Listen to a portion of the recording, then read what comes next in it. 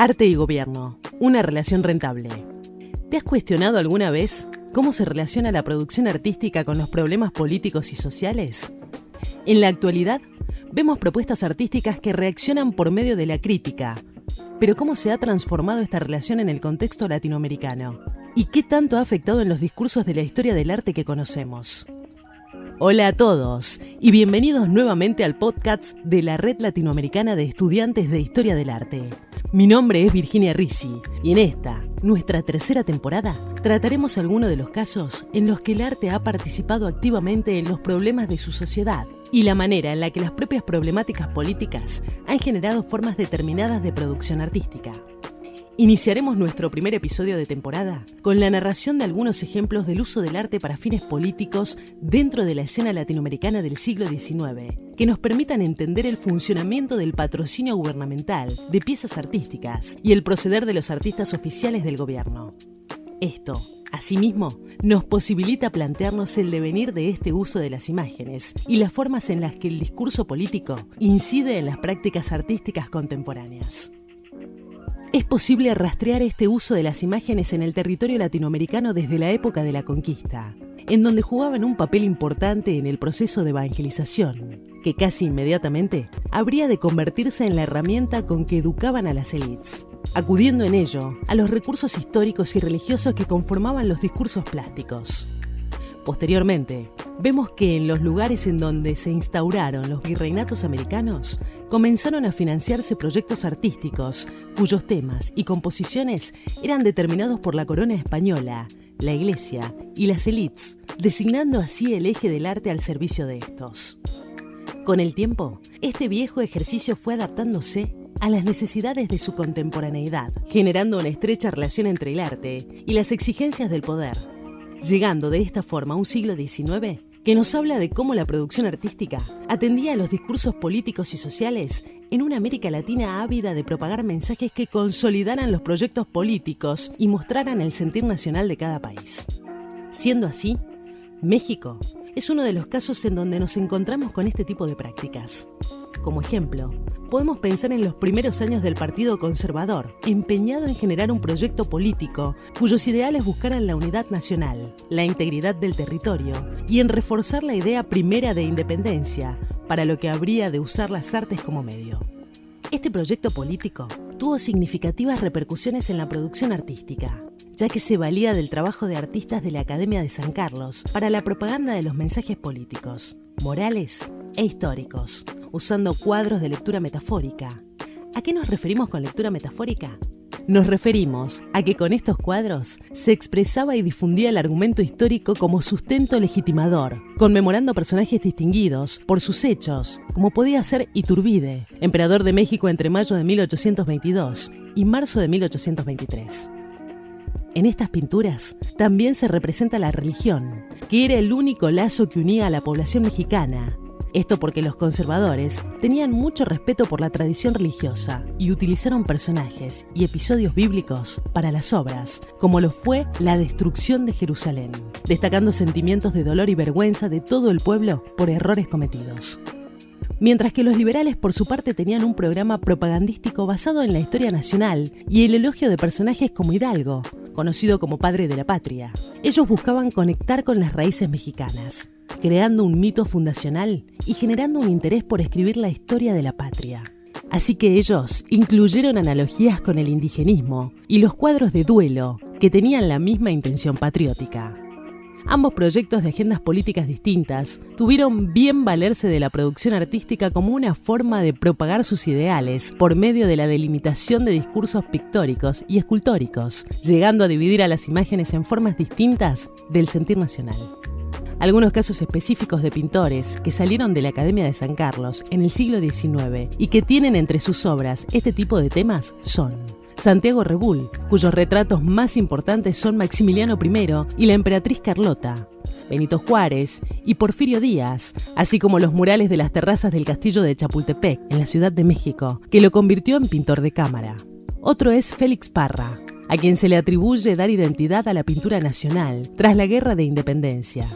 Esto se puede traducir como recuperar los temas históricos y resignificarlos en un país que se encontraba en transformación.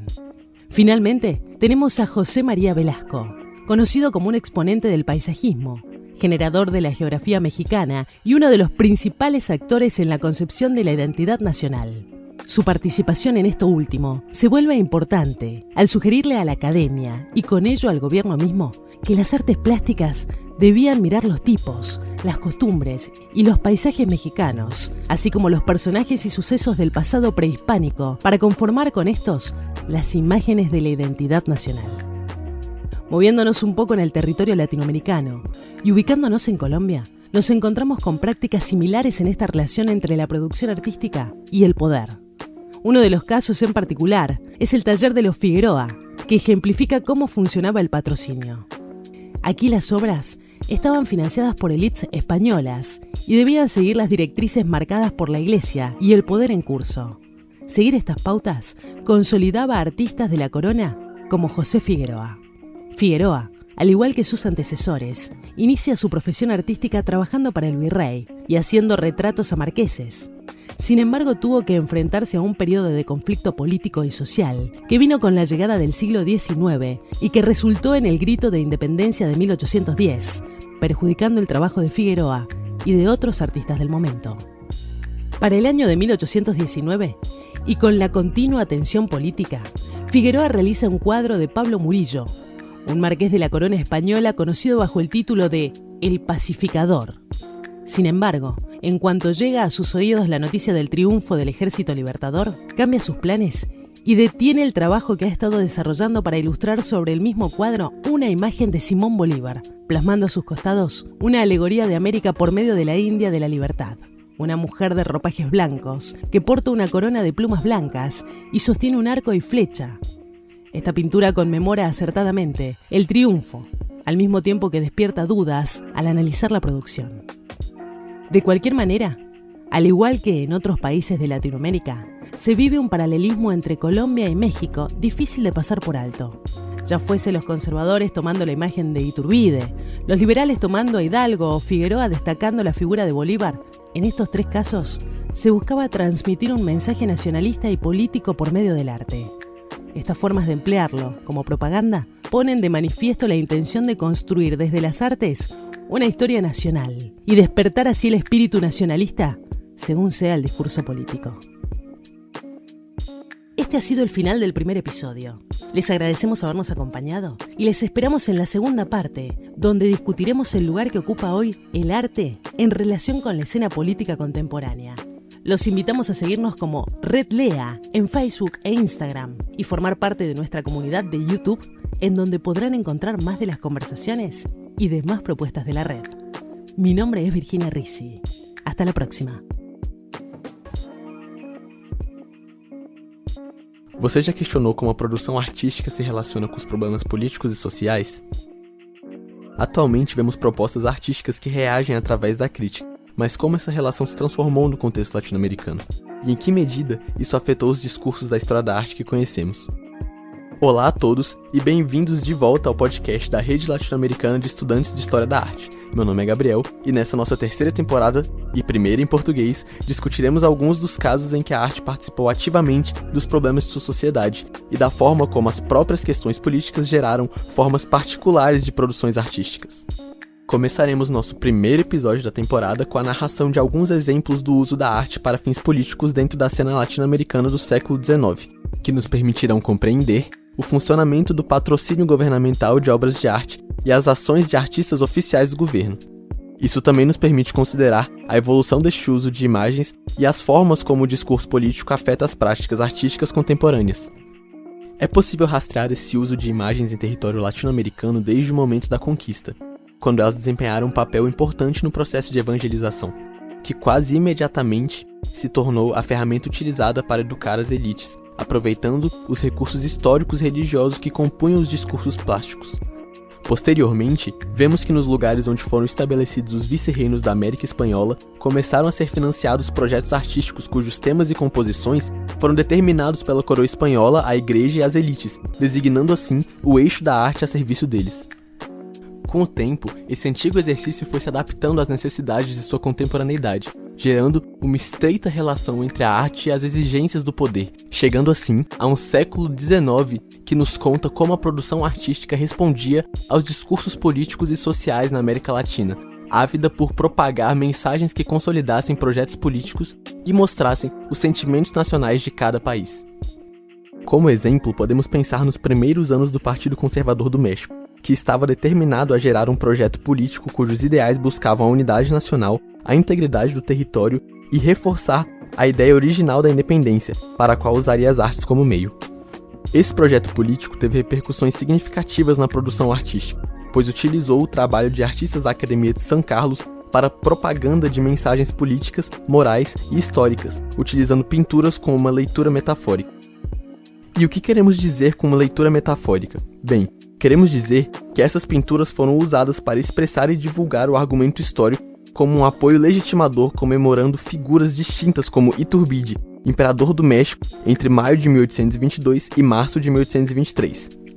Esses quadros também retratavam a religião, que era o único vínculo que unia a população mexicana, porque os conservadores tinham um grande respeito pela tradição religiosa e utilizavam personagens e episódios bíblicos para as obras, tais como a destruição de Jerusalém, destacando os sentimentos de dor e vergonha de todas as pessoas pelos erros cometidos. Os liberais, por outro lado, tinham um programa propagandístico baseado na história nacional e no elogio de personagens como Hidalgo, conhecido como Padre de la Pátria, ou em português, o Pai da Pátria. Eles procuraram se conectar com as raízes mexicanas, criando um mito fundador e gerando interesse em escrever a história da pátria.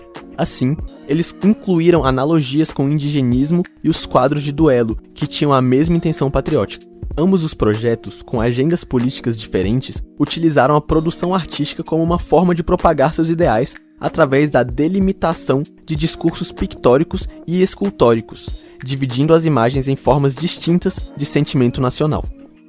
Trazendo alguns exemplos de casos específicos de pintores que saíram da Academia de São Carlos no século XIX e cujas obras incluem esse tipo de assunto, podemos falar de Santiago Rebu, cujos retratos mais importantes são Maximiliano I e Imperatriz Carlota, Benito Juárez e Porfírio Dias, assim como os murais nos terraços do Castelo de Chapultepec, na Cidade do México, que fizeram dele um pintor da Câmara.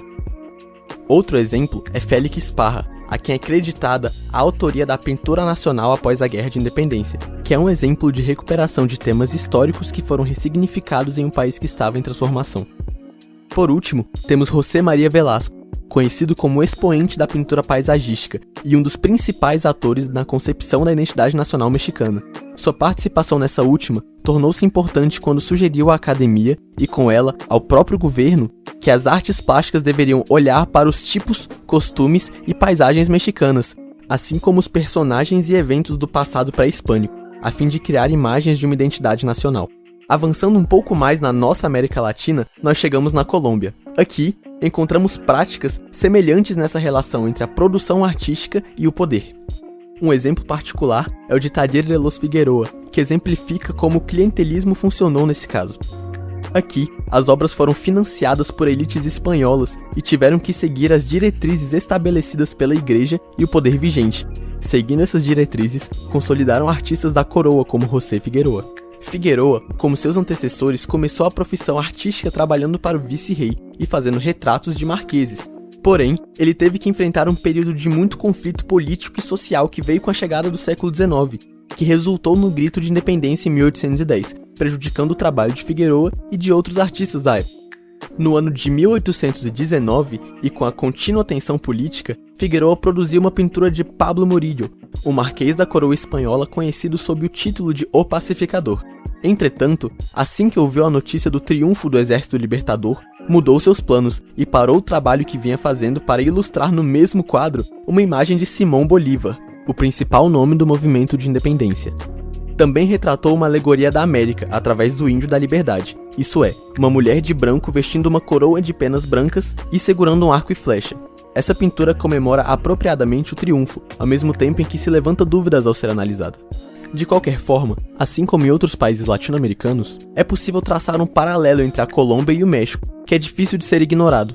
Sejam os conservadores tomando a imagem de Iturbide, os liberais tomando a imagem de Hidalgo, ou Figueroa destacando a figura de Bolívar, nos três casos, eles procuram transmitir uma mensagem nacionalista e política através da arte. Essas formas de utilizar a arte como propaganda destacam a intenção de construir uma história nacional a partir das artes e, assim, despertar o espírito nacionalista, dependendo do discurso político. Terminamos por aqui o nosso primeiro episódio. Agradecemos por terem se juntado a nós e esperamos vê-los na segunda parte, onde discutiremos o lugar da arte hoje em relação à cena política contemporânea. Convidamos também você a nos seguir como Rede Lerra no Facebook e no Instagram, e a fazer parte da nossa comunidade no YouTube, onde você poderá encontrar mais conversas e outras propostas da rede. Meu nome é Gabriel e nos vemos na próxima vez.